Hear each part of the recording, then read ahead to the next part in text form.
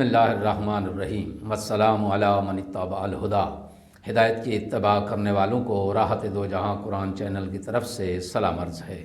تمام تعریفیں اس پروردگار کے لیے ہیں جو نزدیک ہونے کے باوجود بھی بلند ہے اور جو بلند ہونے کے باوجود بھی نزدیک ہے۔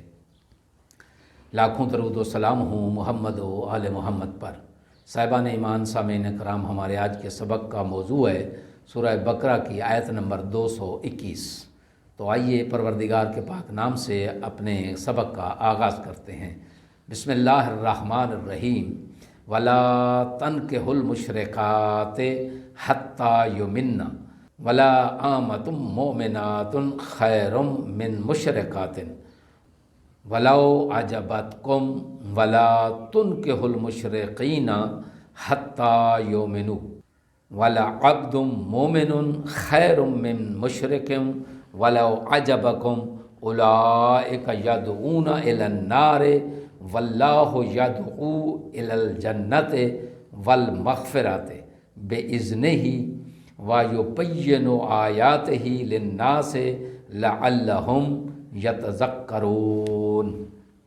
ترجمہ: اور تم مشرک عورتوں سے نکاح نہ کرو جب تک وہ ایمان نہ لے آئیں، کیونکہ مومنہ لونڈی مشرک عورت سے بہتر ہے، اگرچہ وہ تمہیں بہت پسند ہی کیوں نہ ہو۔ نیز مومنہ عورتوں کو مشرک مردوں کے عقد میں نہ دینا جب تک وہ ایمان نہ لے آئیں، کیونکہ ایک مومن غلام مشرک مرد سے بہتر ہے، خواہ وہ مشرک تمہیں پسند ہی کیوں نہ ہو،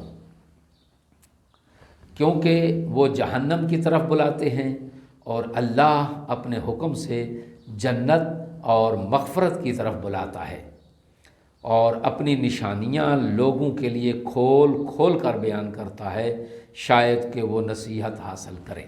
آیت کی تفسیر: کسی معاشرے یا امت کی ایک اہم اکائی گھرانہ یا کنبہ ہوتا ہے۔ اسی بنا پر کنبے کی تشکیل نہایت اہمیت رکھتی ہے۔ امت مسلمہ کی تشکیل ایک بلند نظریے، ایک انقلابی اور انسانی موقف اور فطری تقاضوں پر مبنی ہے۔ اس لیے کنبے کی تشکیل کے وقت ان اقدار کو مد نظر رکھنا ضروری ہے۔ چنانچہ اسلام کنبے کی تشکیل کے لیے وہ شرائط عائد کرتا ہے جن کے تحت ایک نظریاتی امت کی تشکیل ممکن ہو سکے۔ سب جانتے ہیں کہ شخصیت کی تشکیل کے لیے وراثت اور تربیت کو بہت زیادہ اہمیت حاصل ہے۔ اگر بچے کی نشو و نما اور تربیت ایک غیر مومنہ اور مشرک ماں کی آغوش میں ہو تو اس بچے کی شخصیت اسلامی اقدار کی بنیاد پر تشکیل نہیں پا سکتی۔ اس کا نتیجہ یہ ہوگا کہ وہ امت مسلمہ کے جسم کے اندر ایک قسم کا ناسور ثابت ہوگا، جس کی موجودگی میں امت کی شکل و صورت مسخ ہو کر رہ جائے گی، جیسا کہ بہت سی عظیم قوموں کی تہذیب و تمدن کی تباہی میں ازدواجی بے قاعدگیوں کو بڑا دخل رہا ہے۔ فطری تقاضوں اور اسلامی اقدار کی روح سے ازدواجی زندگی کی تشکیل کی ایک بنیادی شرط کف ہے، یعنی منزلت اور مرتبے میں ہم پلا ہونا۔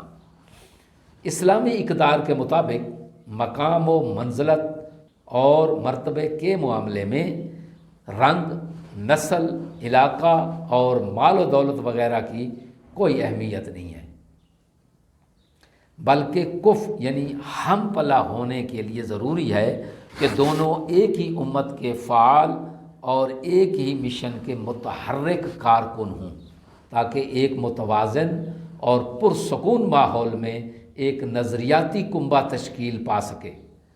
نظریاتی موقف میں اختلاف نہ ہونے کی صورت میں ایک پرسکون فضا میسر آتی ہے، جس میں ایک مطمئن گھرانہ تشکیل پاتا ہے، اور بچوں کی تربیت اطمینان و سکون، مہر و محبت کی آغوش میں ہو سکتی ہے، ورنہ ایک مضطرب اور بے سکون فضا میں پرورش پانے والا بچہ نفسیاتی طور پر مریض ہوتا ہے اور آگے چل کر اس کی بیماری پورے معاشرے پر اثر انداز ہوتی ہے۔ اسی بنا پر ایک مومن کے لیے کوئی مشرک عورت یعنی ہم پلا نہیں بن سکتی، خواہ مومن غلام ہی کیوں نہ ہو۔ اسی طرح ایک مومنہ عورت کے لیے کوئی مشرک مرد یعنی ہم پلا نہیں بن سکتا، نہیں ہو سکتا، خواہ وہ مومنہ لونڈی ہی کیوں نہ ہو اور وہ مشرک آزاد ہی کیوں نہ ہو۔ یہ دونوں کفر نہیں ہیں، کیونکہ ان کا مقصد حیات اور منزل ایک نہیں ہے۔ شرک انسانوں کو ہلاکت اور جہنم کی طرف بلاتا ہے، جبکہ مومن کا خدا جنت اور مغفرت کی طرف بلاتا ہے۔ ان دونوں میں نور و ظلمت اور حق و باطل کا تضاد پایا جاتا ہے۔